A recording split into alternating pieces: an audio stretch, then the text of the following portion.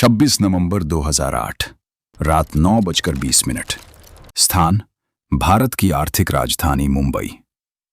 समुद्र की लहरें सामान्य थीं।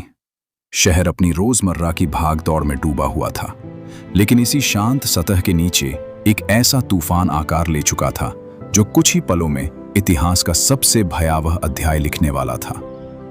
अंधेरे में समंदर को चीरती एक छोटी नाव धीरे धीरे मुंबई के तट के करीब आ रही थी, जिसमें बैठे कुछ चेहरे ठंडे, भावनाहीन और अपने मिशन के प्रति पूरी तरह समर्पित थे।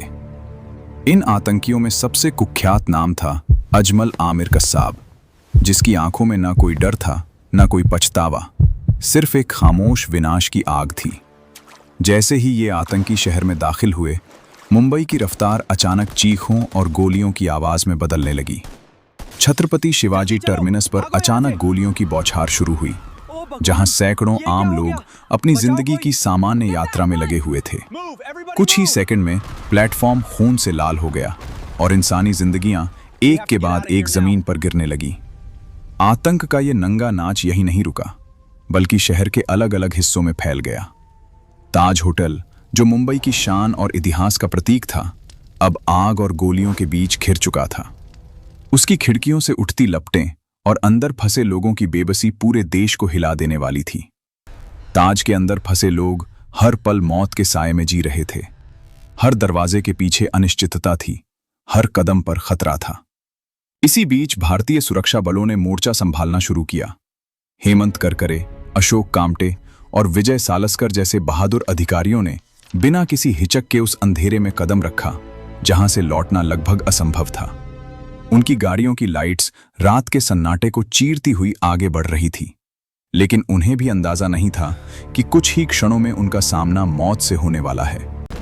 गोलियों की आवाज ने उस रात को और भी भयावह बना दिया, और कुछ ही देर में ये तीनों वीर अधिकारी अपनी आखिरी सांस ले चुके थे।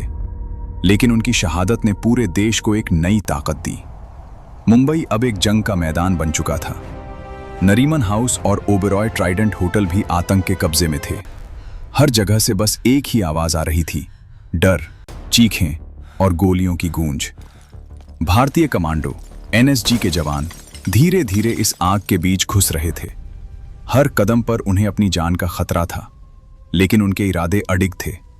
ताज होटल के अंदर का हर कमरा एक युद्ध क्षेत्र बन चुका था, जहां हर दीवार पर गोलियों के निशान और हर कोने में मौत की गंध थी।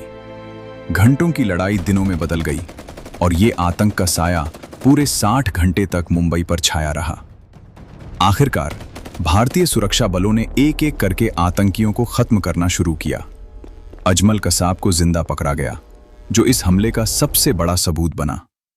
उसकी गिरफ्तारी ने इस साजिश के पीछे छिपे बड़े नेटवर्क को उजागर किया, जिसने पूरी दुनिया को हिलाकर रख दिया। जब आखिरी गोली चली और आखिरी आतंकी गिरा, तब तक मुंबई की आत्मा गहराई तक घायल हो चुकी थी। सैकड़ों परिवार बिखर चुके थे, अनगिनत जिंदगियां हमेशा के लिए बदल चुकी थीं। ताज होटल की जली हुई दीवारें और शहर की खामोश सड़कों ने उस रात की कहानी हमेशा के लिए अपने अंदर कैद कर ली। लेकिन इस अंधेरे के बीच एक चीज और उभरी, भारत की अडिग हिम्मत और एकजुटता। यह हमला सिर्फ एक शहर पर नहीं था, बल्कि पूरे देश की आत्मा पर वार था, और इस वार ने भारत को और भी मजबूत बना दिया। 26 नवंबर की वो रात आज भी जब याद आती है, तो दिल में एक सिहरन दौड़ जाती है। ये सिर्फ एक घटना नहीं, बल्कि एक ऐसा जख्म है जो समय के साथ भर तो गया है, लेकिन उसके निशान हमेशा जिंदा रहेंगे। ये याद दिलाने के लिए कि अंधेरा चाहे कितना भी गहरा क्यों ना हो, अंत में रोशनी ही जीतती है।